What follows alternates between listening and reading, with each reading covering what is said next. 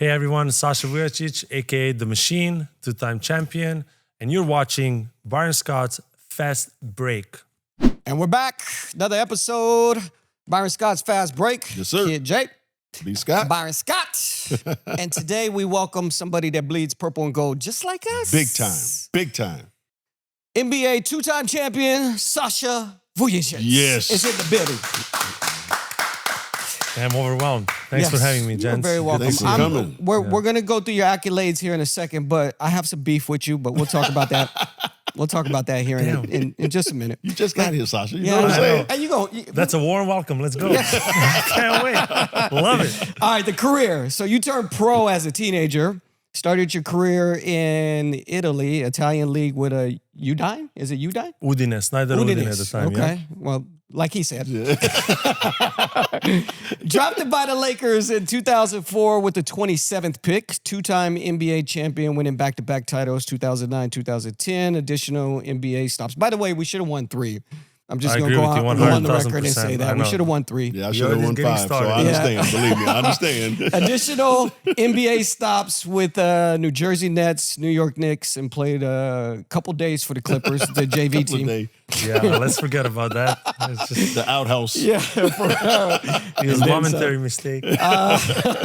Went back and played in Euro and Turkish League, winning the Italian Cup in 2018. Is that? In Turkey, MVP of the All-Star, and then when I closed my career was Italy, where I started. Italy. Winning Italian Cup, yeah. Okay. So got a question for you. We're going to start off like this. How many championships does he have? Well, I call him 3 rings every time I see him. There's a mistake. We did a couple of appearances with together. What team? With what team? Well, with the best team on the planet. How many championships you got? 2 should have been 3, like you said. With what team? Well, the best team on the planet. How many championships I got? You got too many, bro. I can't even count. With what team? Well, I just learned. Hey, with the same great organization, right? He got more than we do combined. I know. I just learned. Ain't that something? I just learned that you and Jay go way back. Yeah. That's crazy, though. Yeah. Okay. How old were you? No, we're putting a I was 14. 14. He's when I 14. started. That's crazy. As a ball boy. Yeah, he was a ball boy at 14 years old. So we're talking about the Lakers. Mm-hmm. And I did a search on Sasha.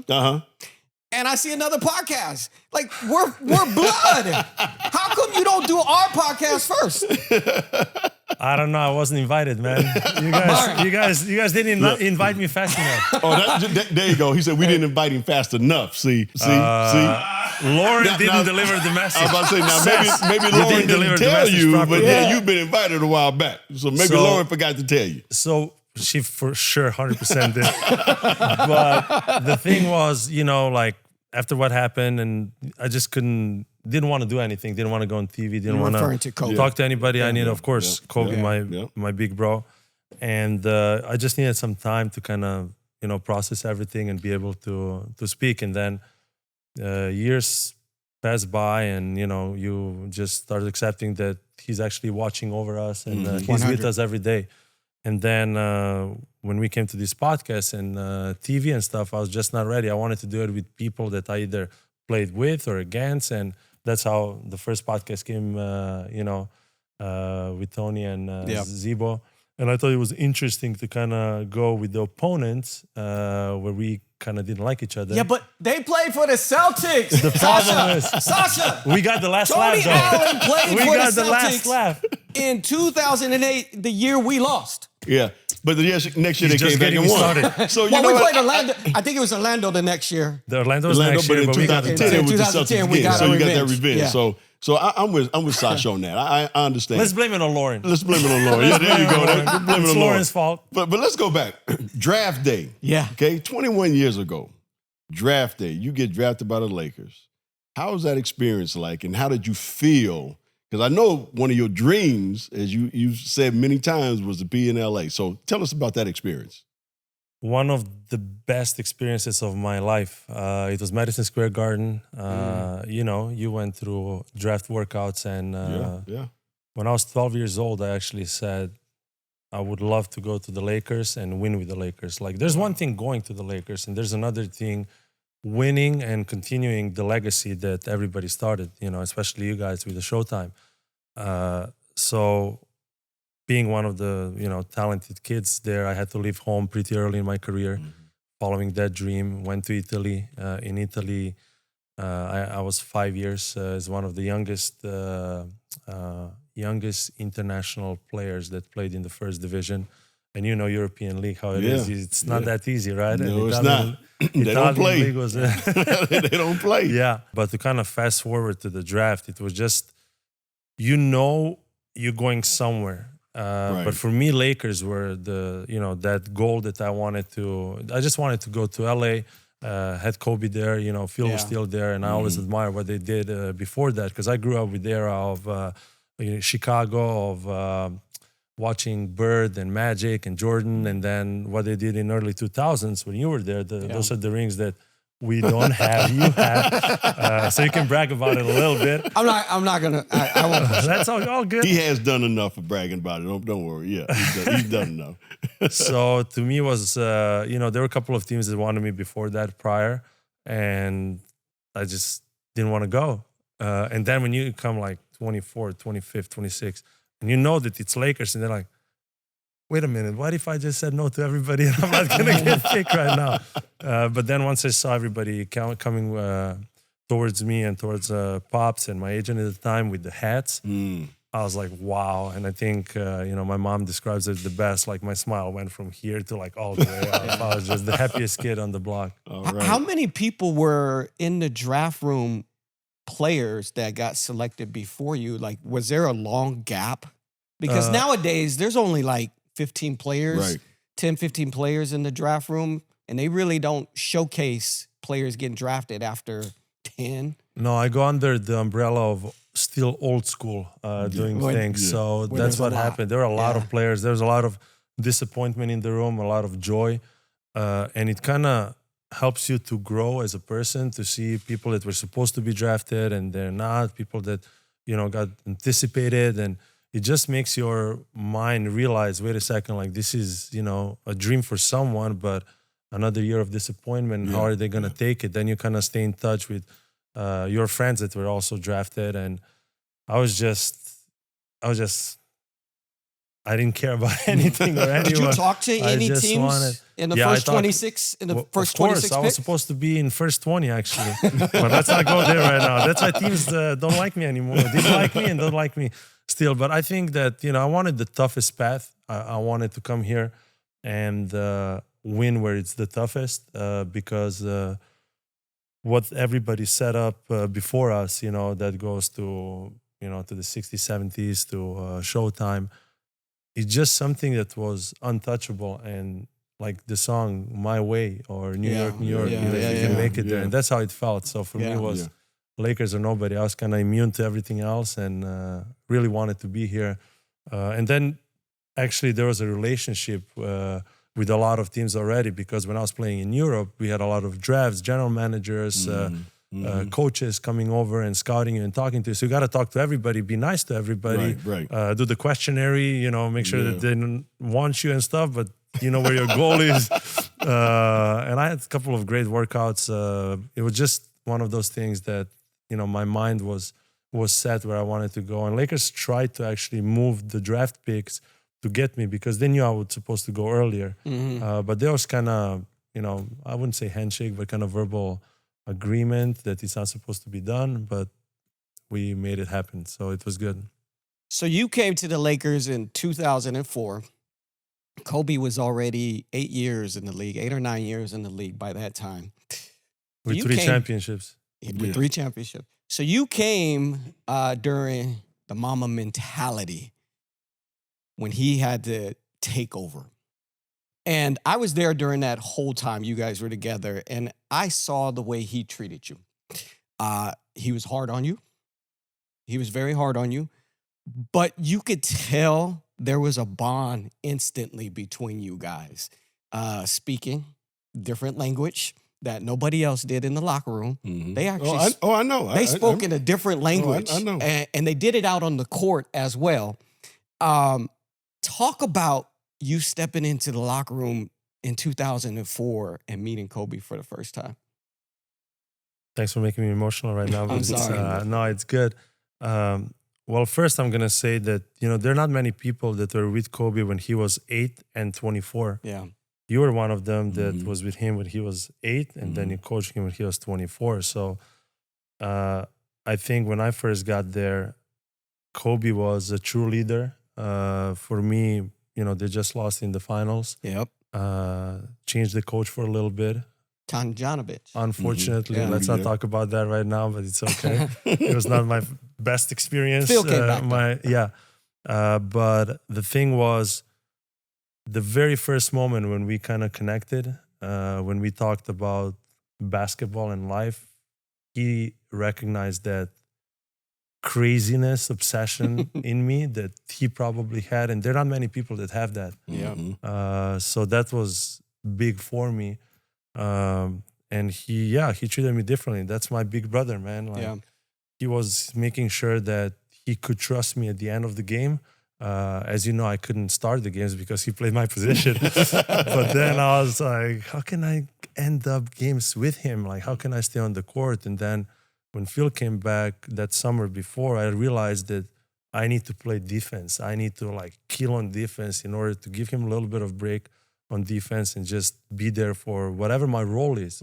So he taught me how to accept the role with the Lakers, taught me how to watch film, taught me, that work ethic that he had. I had a very similar work ethic, so that kind of connected us.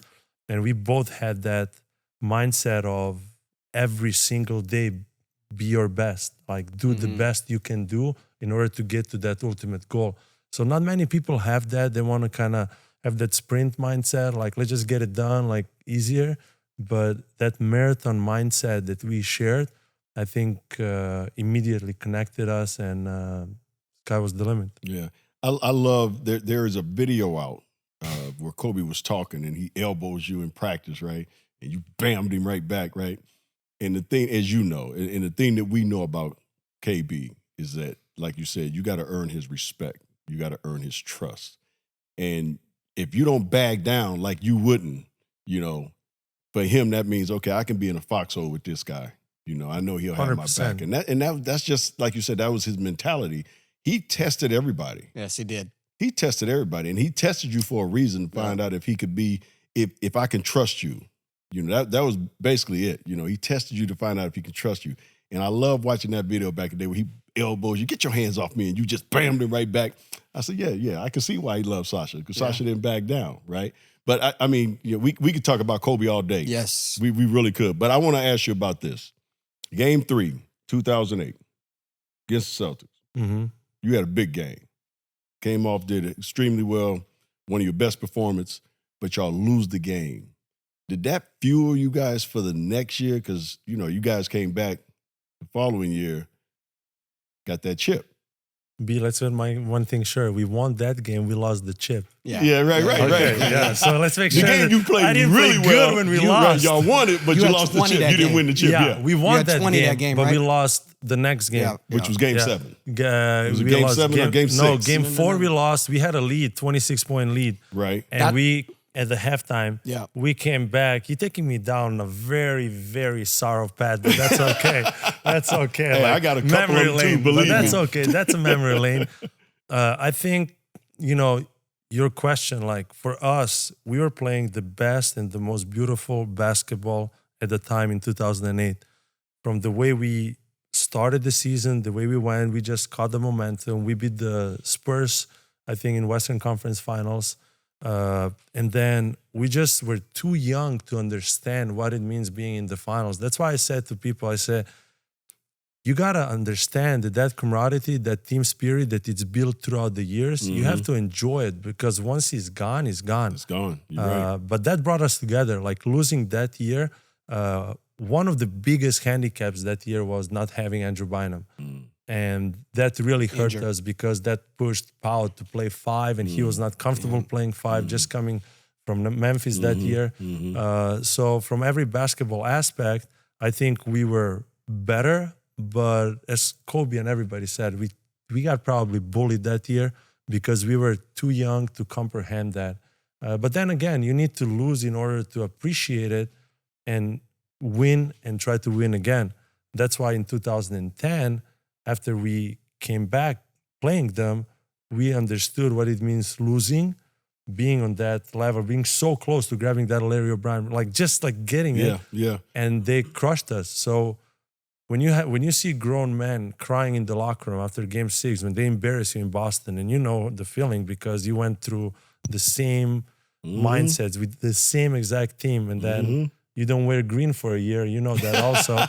I don't wear green we now. don't green It at was all. just, It's one got to of be a those. special occasion for me to put some. Oh, yeah. St. Patrick's Day or something. I still probably won't put it on, but I'll put a little, something there. But No, Can't but do it. that's the loyalty, and that's something that we had amongst each other and to the city, and that love and responsibility of representing was big for us. That's why I told you that many times. You guys set it up for us. You have. And we knew we couldn't disappoint. Yeah, you guys. They went through the exact same thing we went through in '86. Where they clothesline Rambo. Yeah. Kevin McHale clotheslined him, and they were playing dirty basketball or physical, whatever you want to call it, right? You mean Rambo or Clark Kent? The same guy. I love that guy. He's Rambo, off Love the court. He's Rambo. Clark Kent on the court, whatever you Love vice Rambo. versa. Love I Rambo. love Kurt. Kurt Rambis is one of the I don't best even people call in him the Craig. world. It's been I call him Rambo it's been too. Every Rambo time I since say day my- one. What's Well, up, you know how I Rambo? learned about Rambo? Kobe was calling him Rambo. Yeah. And I'm like, Rambo? So I asked him, why Rambo? He's like, that's his nickname, Rambo. So I started calling him Rambo. So 20-year-old calling your assistant coach Rambo. He's like, Kurt, right? How'd you learn that? Yeah, I'm like, right. That series versus Boston in 2008, I have been in this locker room for years. Game 4, we're up 26. We lose that game. I have never been inside of a locker room in my life after a game where I felt the absolute lowest. Because, even though I'm just a team attendant on the team, I've been with the team for so many years by that point, and we're pushing and trying to get this, well, in my case, the 4th championship. But I want you to talk about if I could take you back to the locker room after the game, what that feeling was like. I know it's a low point. yeah, it was horrible. It was Is that the lowest point you've ever felt in your career? when I was like 17 or 18, we lost the European Championship when I played for the national team. That was low. But that day in that locker room felt like we just lost the series. Yeah. And that's, again, it's part of growing. It's part of moving forward. And as I said before, it's a young team. We surprised everybody by just being in the finals because the team was not built to be in the finals that year. Team was built to win multiple championships, but starting the next year. And I think we surprised everybody. And that's what happens when you play the right way, when there's no accidental basketball, when there's a purpose, when there's all that stuff. So we had the concept and everybody understood their roles very fast. And I think I'm a big believer that in order to win your first one, to really appreciate it, you have to lose it. Yeah, you have to go through that because you're not going to appreciate it the same way. That's why they say, oh, they're one and done, they're this. Yes, there's a reason why back-to-back is the toughest. There's a reason that you are confirmed champion and in the circle of ballers respected if you're back-to-back. And that's what I've learned throughout my career. And yeah, that day in the locker room, I remember it was everybody's just like the worst. Yeah. The worst. Well, let's take you to a little bit Positive? Yeah, a little bit more of a joyful moment. You going to 2010? We're gonna skip up a little bit. And Sasha, the Celtics are rallying. They coming back. Oh my God! They get this thing close. There's 11 seconds left in the game. Boom! Referee calls foul. Sasha Vujačić is about to go to the line. Yes, he did. How was that feeling there? Because I'm gonna just tell you from an outsider looking in, being a Laker, and I'm watching you at the free throw line. As soon as you walked up, I was like, oh, he got. I could just look at your body language. Mm-hmm. You know, I mean, you walked up there like, I'm making these two. It was like no doubt in your mind. But tell me how you were feeling, when you got fouled and you knew you had to go to the free throw line and make both to put this game. And I'm going to tell you how I felt after he answered that. By the way, that's why we fam. That's Purple and Gold Nation family. Like, he had no doubt that I would make that. That's big. Yeah, I had no, because you walked up there. I was like, oh, and your routine was the same. Bam. Yeah. You stepped back. I was like, shh. this game over. So, but you tell me how you felt. Well, the thing was, on every championship team, you have to accept your roles, right? Absolutely. And you got to, even though you think you can play on any other team 20, 30 minutes and do different things, you want to be on a championship or not. So that was a process for all of us to accept our roles. In that game, I played 5 minutes. But all my life, I would leave the gym or the practice facility or the arena, wherever we would finish practice, with 10 free throws, eyes closed, and 10 free throws, eyes open. And everybody knew that. That was like my thing. And they knew that, all I cared was the last seconds of the game. Like, that's what I wanted to be. That's what I lived for. That's you what already I wanted put that in your mind exactly. for years, yeah. And when that was happening, that game, I was like, we're not playing good, but our heart was there. We are fighting. We know we don't want to lose. And that takes you back to 2008. Yeah. But that particular moment when that happened, they just made 2 3-point shots out of nowhere. Yes, they did. Out of nowhere. I think Yes, Rondo they made it did. in the corner and Ray, it was something crazy. And they called timeout. We called timeout. And Ron is running towards the bench and everybody's coming to the bench. He's like, put Sasha in, PJ, put Sasha in. And I'm like, okay. And PJ is already writing something down, right? And then when you see the trust from your teammates, and then Phil is turning his board around and he made a play for me. He took, Ron went out. But to understand that we are all there for one goal, and you never know when your number is going to be called. For me, that's the moment I was waiting for. That's the moment I, will give me either to be or not to be, live happily after in LA or go live in Boston, be a mayor or something in Boston. So it was just like one of those moments, and that's what happened. So that was the moment that, I played for the Lakers about 7 years, and people can never forget those 2 free throws. And I'm grateful for that. I'm grateful that Phil and coaching staff, they had trust in me, that my teammates had trust in me. And we won as a team, but I'm not going to lie. It felt pretty damn good.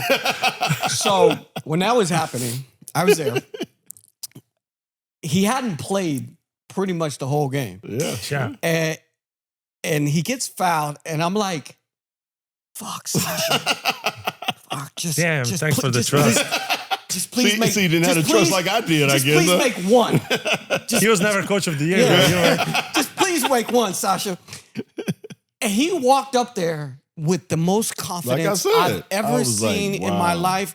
And his face wasn't red because he plays hard. I watched this guy play basically from a rookie through all the way through 2010, 2011. He played hard. He came out of games. He's red because he's fighting. That's why he got the nickname The Machine. He stepped up to that free throw line like it was nothing. Yeah. And he knocked him down. And literally, I think that day, you really became a Laker. Appreciate that. Thank you, bro. You really became a Laker. The city embraced you from that point on. They was like, we love Sasha. Yeah, it was. That's how it feels. Yeah, yeah. I mean, that was the moment. Like you said, you missed those two. Yeah, shit.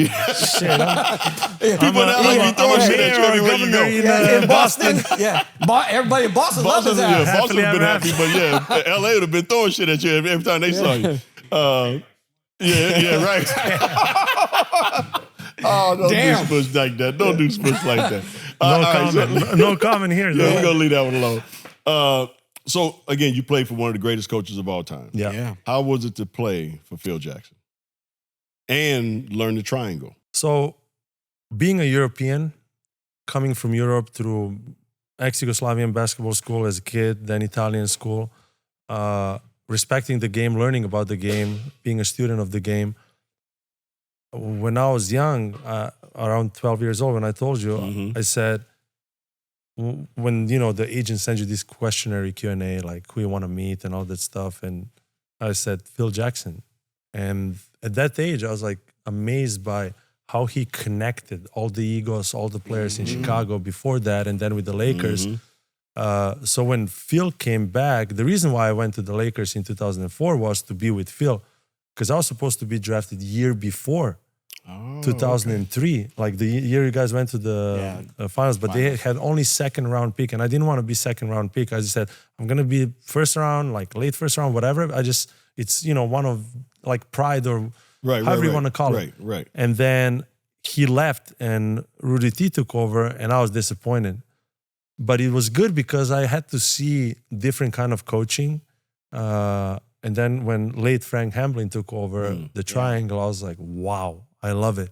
Because it's basically geometry on a basketball court, and somebody coming from really good basketball school in Europe loves to play in a, 7 principles of sound offense, 7 principles of passing, of defense. And then you learn about basketball on a different level.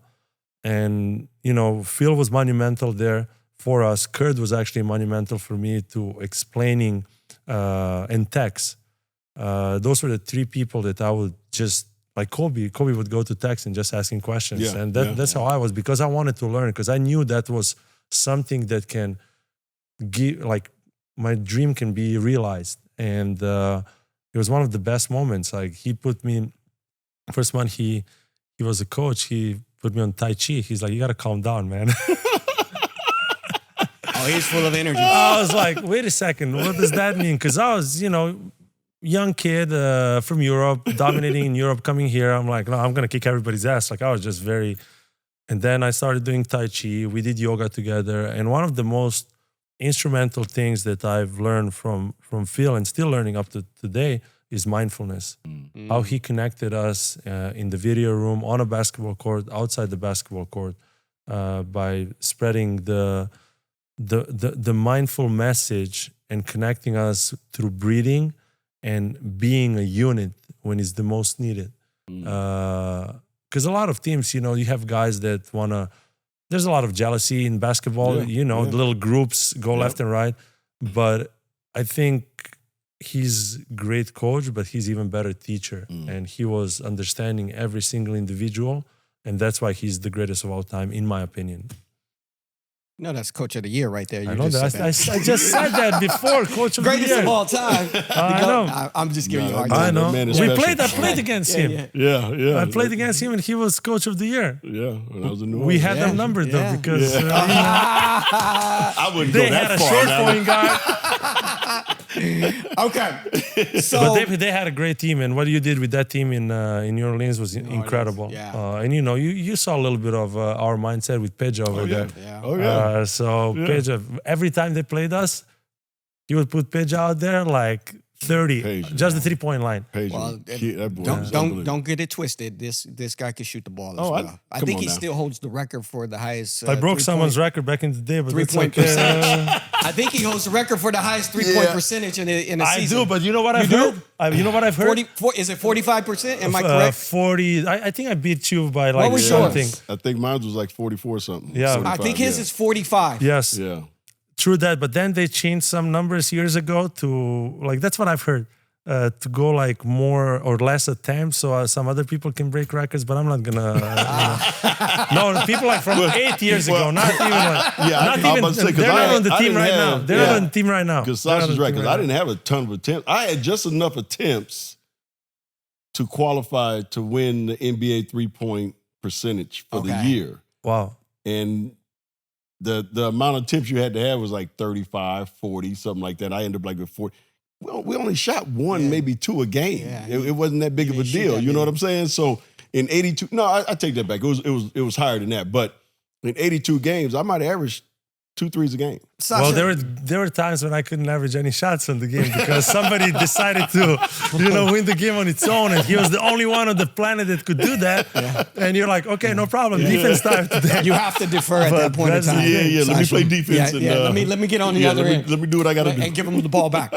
Yeah, but you knew that when you saw that, when you saw it in his eyes, you just knew. But the thing is, that's why I always say 8 and 24. Like when he was 24, he understood that he needed you. When he was 8, he understood he needed you. But 24, he would pass a little more. Yeah, he knew he needed you more in 24. Exactly. when he was 24. But just the greatest. Yeah, incredible. You were there when Kobe dropped 81. Mm-hmm. Talk about that experience and watching something so legendary. Well, I always told him it's supposed to be 84 because if you run it back, and you guys can probably find the clip, I passed him the ball from the left wing to the right wing to make that 3-point shot, and he missed it at the end. So 84 would have been much better. No, it was one of the most unique games that we've experienced. And he could have scored even more. Oh, yes, he could have. Because he was on a streak. I think later on he had 60, or before that he had 64 or something like right before. But for me, that was not a surprise because I played against him in every practice, so I had to guard him. Well, I tried to guard him. We had to double team a lot. But that was one of the monumental moments, in my opinion, for that particular reason, because we were losing that game. People don't understand. It was not like we were up 20 or 30, but he just decided to make that switch. And he was patient throughout the game. And then he saw, okay, nobody's in the rhythm. I got to find it. And that's why Kobe and PJ, that relationship they established early in his career was monumental, because they would just look at each other without even saying. And he would be like, okay, let's go center opposite. Let's do 5 up or 2 down or something. And him understanding the both sides of the basketball court and understanding the system and loving the system, he trusted it. For a player like Kobe, there's, in my mind, it's Kobe and MJ and, everybody else, great or not great, like in the same pocket. But for a player like that to understand when the moment comes, is unique. His maturity is everything that you wish in somebody that plays with you. And that's my fratello grande. So I was the happiest, but kind of sad he didn't make that 84. So hopefully you guys can find it. That would have been, somebody made a joke. I think PJ made a joke in the locker room because I had 3-point. I made 1 3-point shot because I got, I think, 1 shot. Yeah. but or somebody, I don't know, it was like, oh, you guys combined for 84 points. Okay, no problem. I don't know if it was me or somebody else, but I remember that was a joke in the locker room. Oh, you guys combined for 84 points. I'm like, okay, thank you. You're talking about Kobe, 81. God, prize pick back then. Think about it, Byron. I mean, talk about more. PrizePick.com. Oh, my God. I know he could have scored more, and I'm going to tell you about that story in a second after the game, what I said to Kobe. But head on over to PrizePick.com, and you can go more. Yeah. In today's game, it's the NBA playoffs going on right now. Absolutely. Download the PrizePick app and make sure you use the keyword B. Scott. B. Scott. Got to use that keyword. Once you do that, $5 lineup. That's all you got to do is play a $5 lineup, and you instantly get $50. That's simple. Go to PrizePick.com. $5 lineup, guys. That's all you need. $5 lineup, and you get $50 guaranteed. This is the time to make the bets with PrizePick because you can win a ton of money. I'm telling you, me and Jay have been doing this for a while, been doing well. He's been doing better than me, but it's okay. We both winning. You know what I'm saying? So make sure you go to PrizePick.com, put that $5 lineup in, $50 guaranteed. So, Sasha, I'm going to tell you a quick story on the 81-point game Kobe dropped, and then I want to go back to the Dallas game when he dropped 62 3/4. So at the end of that 81-point game, I'm saying to myself, holy crap, this will never happen again. Like, this is history. I'm looking around the locker room because they took the ball, they took his shoes, they took his jersey, they took everything, right? You didn't get nothing. I ain't get nothing. So I went and grabbed a stat sheet, and he was inside the training room, and I walked up to him and I said, Kobe, I said, this will never happen again. Can you please sign this stat sheet for me?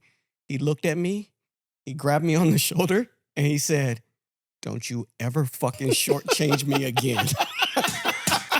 That's the worst thing you can say to him, that it'd never be done again. 100%. Yeah. How dare you? And exactly. And I looked at him like, this man is serious. He was. Dead serious. Yeah. But the beauty about that game and, any other game, he just played the right way. Yeah. It's not that he was forcing it. It was everything that offense was giving him. That's one of the principles, like whatever defense gives you, just counter it.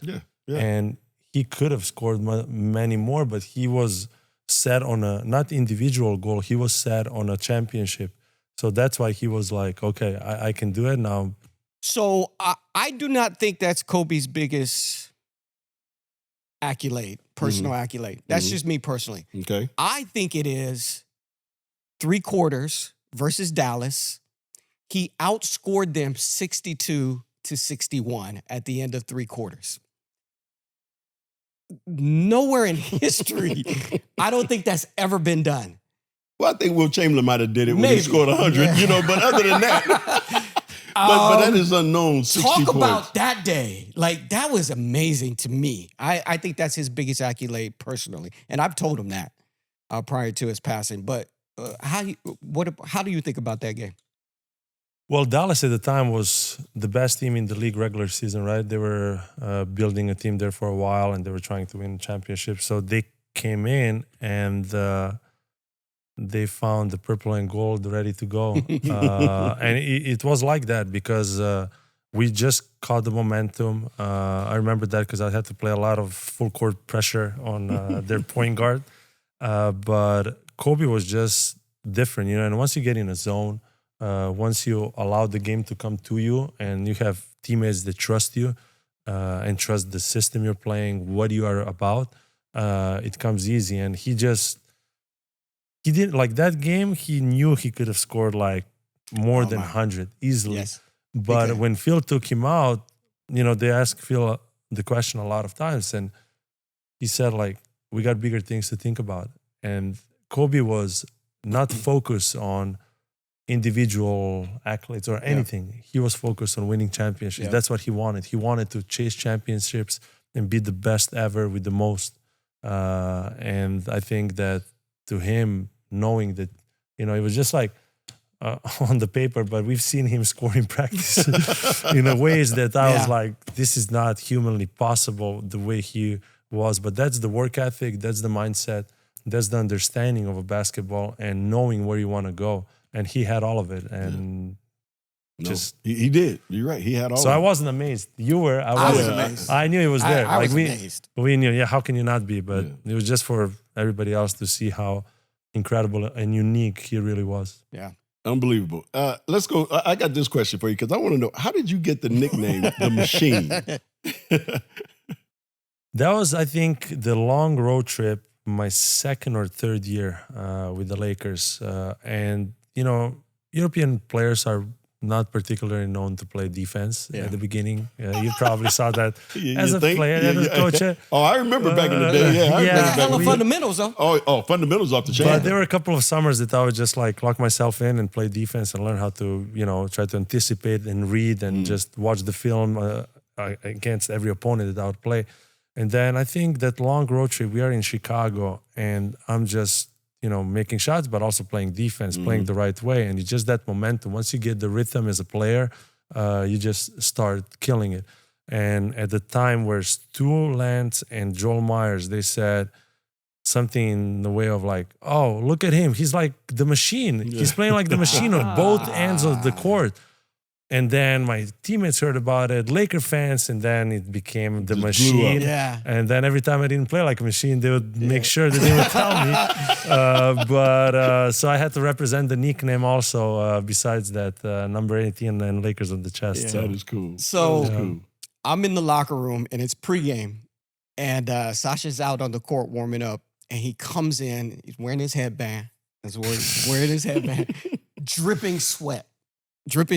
Before the game even started. And he walks in the locker room. One of the players said, "The Machine." And I'm like, looking at Sasha like, wait, what? Yeah. You called him the Machine? Yeah, that's his nickname. I'm like, yeah, I ain't calling him Machine. His name is Sasha. We've been calling him Sasha for the last 3 years. Yeah. But that's the way he was. Yeah. Like, I mean, he had a work ethic that was not as good as Kobe, but he was up there. He was up there with I had to work more than Kobe because he was like, let's be honest, like I would learn the way he worked, but I grew up, I don't know, I was like I said, 12, 13, 14, 15, turned pro. So I learned what it means. You have to outwork everybody. Yeah. You have to do the certain things, but that guy was just another level. You can't compare. Yeah.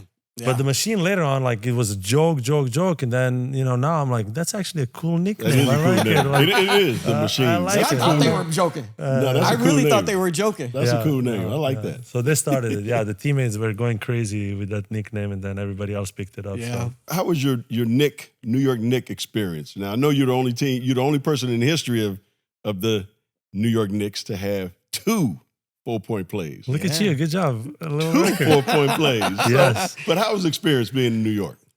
I was really excited about New York. When Phil took over, I understood the vision, what he wanted to do, where he wanted to go, and him being a player in New York, he also wanted to win there.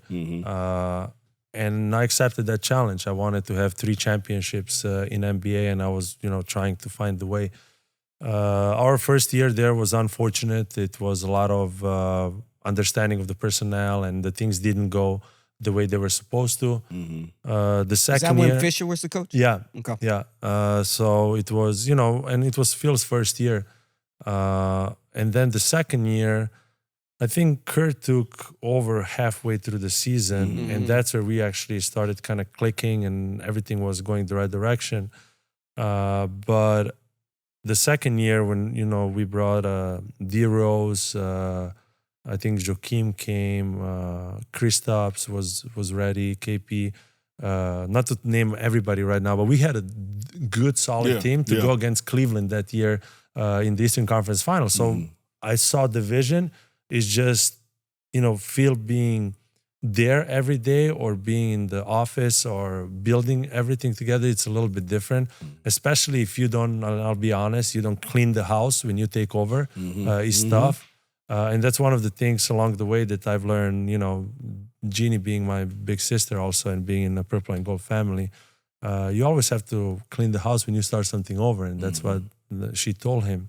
But Phil didn't do that, and unfortunately there's a lot of things that we could have done there, but we didn't. But I had fun playing for Kurt for that period of time, because he understands basketball the way we see it, because he went through all these stages as a player, as a coach, and won championships. So for me, it's fun when I can connect with people that are trying to go for that ultimate goal instead of let's find a way to survive in a way. Right. But overall, Knicks were amazing for me living in New York.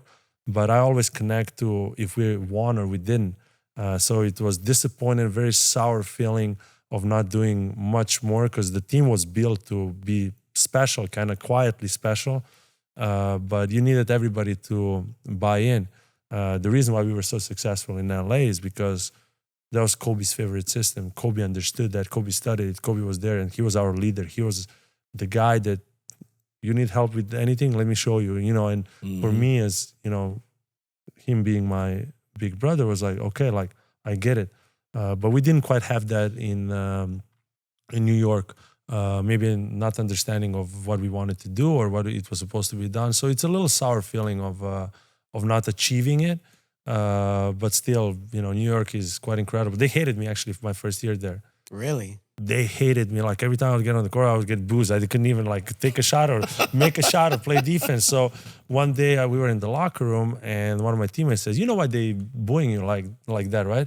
And I'm like, "No, can you please tell me?" And they're like, "You've been with the Lakers for way too long. They see you as a Laker." Yeah. And I'm like, "Wow." So the next year I came back. Played a little more and, put my heart out like every time when I was on the court, and they understood that. So when I had New Yorkers kind of accepting me wherever I went, in New York is different. Like you go out, they're like, you guys just won the game, great game, like on me, whatever. Yeah. So I love that city. I think that city is special, and that city deserves, one day another championships, because the last one was in the late 70s or early 70s. The Knicks fans hate Lakers and Celtics. Yeah. Yeah, because they took away something from Yeah, them. Lakers and Celtics. That's basically what they hate. Yeah. So, Sasha, thinking back to your NBA career, what do you want people to remember you most by? My NBA career. Yeah. I don't have anything against remembering me as the guy that made 2 free throws against the Boston Celtics. Hey, and won 2 championships. Yeah. And 2 championships. I think, I appreciate people that I talk to them a lot now, that they recognize that every time I stepped on the court, I left my heart and soul on it. I played for purple and gold. For every team that I played for, I would, do everything I could to win the game. That's why I was hated by the opponents the most, and appreciated by the ones that were on our side. So As a champion, he's not a back-to-back champion. That's right. you go. That's right. Back-to-back Back-to-back, champion. Not a lot of people can say that. Yeah. Exactly. Not a lot Back-to-back of champion people is say pretty that. good. Yeah. Yeah. Sasha, you've had a great career. We've talked about a lot of the accolades and about your fun and all that.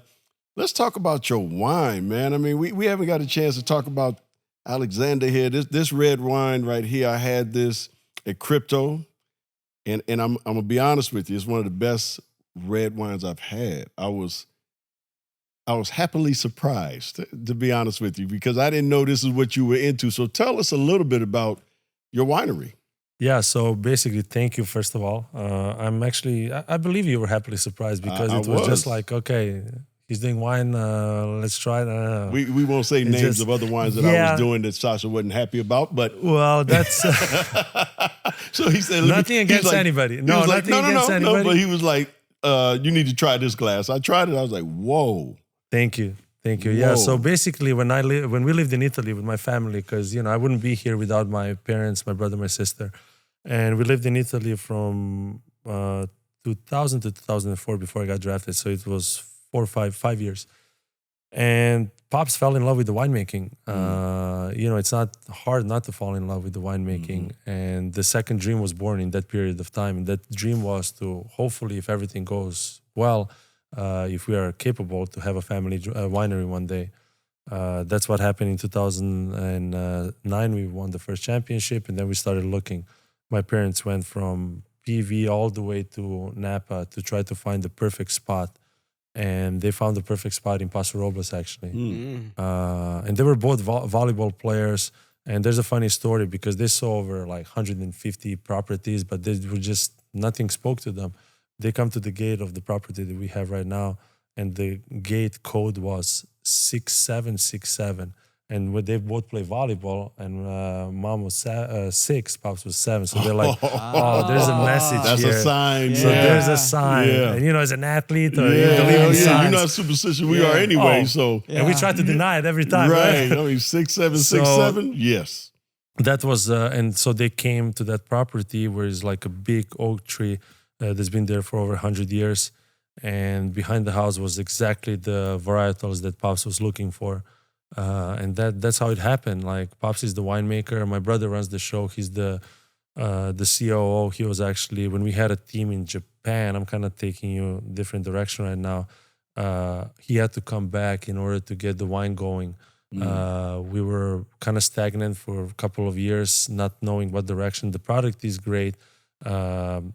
It's, the way it's supposed to be, but it's not going in the direction it's supposed to go. So that's where we learn about the business side of this particular category. And my brother came back, rearranged a lot of things, and we are now, 15 years later, one of the most requested, respected wines. I love that. In Cali. So that's a big thing. That's a family thing. That's a marathon mindset that we have. And it's just family. It's like we don't have any employees. We obviously hired the professional crew to come help us harvest. I tried once, but not a good idea. Too tall. So you're not doing that again? You're not going out there in that sun no more. Bending over. But it gave us opportunity to, build something that's your own. And working with my brother and doing these things right now, I needed to get away from basketball a little bit. It was perfect timing. And now, watching basketball more closely and stuff, which is amazing, because this is already somewhere where my brother doesn't need me as much anymore. So he's kind of kicking me out. He's like, go give back what you've learned in life. They need you in basketball. Like, come on. And I'm like, let's just keep doing what we're doing for the moment. All right, Sasha, we're going to get you out of here on this. We're going to do rapid fire real quick, okay? Yes. Rapid fire. These are questions that you got to give us a quick answer, okay? I'll start it off. Toughest player you ever guarded besides Kobe in the NBA? I can't go Kobe. Besides nobody. There's besides nobody. Kobe, I'm talking about on the court. Okay, AI, my rookie year, when we got in a fight. AI. We didn't speak for years with AI. We got in a fight. Because you probably beat him up a little bit. That's why. Well, I didn't back Pushed him down. around? Well, I knew you weren't going to do that anyway. I couldn't get out of hotel in Philly because I got in a fight with AI. They said, like, no, you're staying in. And, we stayed in Philly because...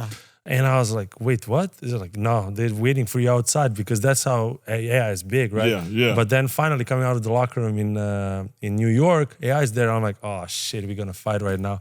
and he sees me and he's like, Sash, what's up, man? I'm like, yo, we good? He's like, yeah, we good. They don't make them like us anymore. Like, cool. So shout out to AI. You know, I know he loves Kobe, and I love seeing him with Kobe jerseys and stuff. AI is special too. One of the greatest. So he's probably, That was a good one. That was a good one. Best arena atmosphere in the NBA or in Europe? You know, Europe stuff, like, come on, I know. Like, we can't compare, Europe. But I'll stay loyal to the Lakers. Like, I think ours. NBA, okay. Yeah. Most intense game, is it Game 7 versus Boston or the EuroLeague playoff game? Boston. Game 7. Game 7 is monumental. Okay. Who's winning the pickup game, 2009 Lakers bench or 2017 Knicks starters? Ooh. Bench mob. I gotta go with bench mob. We got championships. He's good. Okay. That was good. I was like, wait a second. Yeah, buddy. Wow. Bench mob was dangerous, you know. And you know, on every championship, if you don't have bench, you can't win. So we took a lot of pride. So I'm staying loyal to bench mob. Bench was nice too. Okay. What was your pregame ritual? Too many. You know, one of them. You guys were doing I saw everything from Kobe. I'm like, Kobe, what are you doing? Okay, can you do mine also? So, you know, there are a couple of them. Yeah. There are a couple. You know. Okay, top 5 Laker players, in your opinion, of all time. Oh, my God. And obviously, number 1 is going to be Kobe. Mm-hmm. You got to go through the history, like, you know, captain, obviously. Mm-hmm. I got to go with big game. I just love. I like that. That's 3 good ones. Got to go with Magic. He was, I was about to say, okay, that's 4. And you got to go. So my rookie year, they gave me the first jersey to do like a rookie transition program pictures. Elgin Baylor. Oh, And I was like, damn, 20, like that's a big jersey. They're like, yeah, we want to make fun. Like I was like, okay. All right, so, last one. That's a pretty good 5 right there. All right, Sasha, we'll get you out of here on this last question. What's next for you? What are you doing? What's next? Basketball is going to be the next chapter. I'm just starting my academy in July in Palos Verdes. I've done, you know, in the past few years, we've done a study with my brother, and I told you that. I don't know if you guys know, we had a team in Japan for a year. We were supposed to stay there, but we decided to come back and focus on wine. So my brother was a coach, GM, and a player there, and we built something really special. So we know the concept of trying to build something, and what I've seen in the past few years, the kids are not getting what they're supposed to.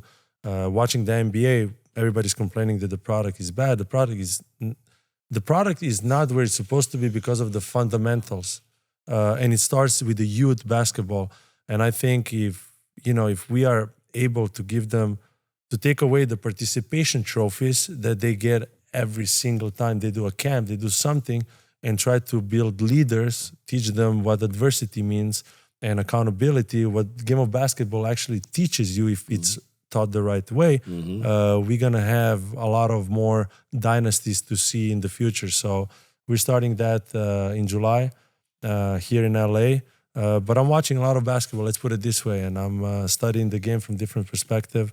And you know that better than anyone. You played, you coached. I'm going to come to the academy. I want to check it out because I know you're going to have some great kids there. Yeah. We're doing a 4-day kind of clinic, and it's going to be given to what I've learned on my journey, the way I learned. Nothing was ever given to me. Right. We had to work for everything, in our lives. And then understanding the value of a support system, which for me was my family throughout my career. And players that I've met and, idols that I had. So I think it's my time now to give back to the kids, and then we'll see what's going to happen. I love that. I love it. I've been coaching at the high school level for the last 8 years, so I know exactly what you're talking about. The game is different today than it was. Let me ask you, why it's so different? What are they teaching these kids? It's what they not teaching. I need to know. Yeah. So it's not what they teach, it's what they not teaching them. Correct. It doesn't happen at the high school levels because the hardest thing for us to do as a coach in the high school level is I have to re-strip them of what they learn and go back to basic fundamentals. Mm-hmm. Because if you don't, they do not have a chance to make it to the next level. Because it's just run and gun and just shoot the ball. Who can score the most points? There's no defense being played. So we literally have to strip everything down and do basic fundamentals on the defensive side and the offensive side of the ball. And that's It's what we crazy. saw. Like my brother and I, we did this study in the past few years, and especially in the past few months, going to see like high school games, middle school games. It just, that mindset of like, let me coach them another year. Let me try to do my thing. But you're not giving it back to them the way they're supposed to. You're not allowing them to think like this and be leaders. You're just building robots. You're building followers. And that drives me crazy. So kudos to you for doing that. Because if we don't do that at a young age, we're not going to be able to enjoy the NBA or the games that you enjoyed as a kid, watching, the three rings over there.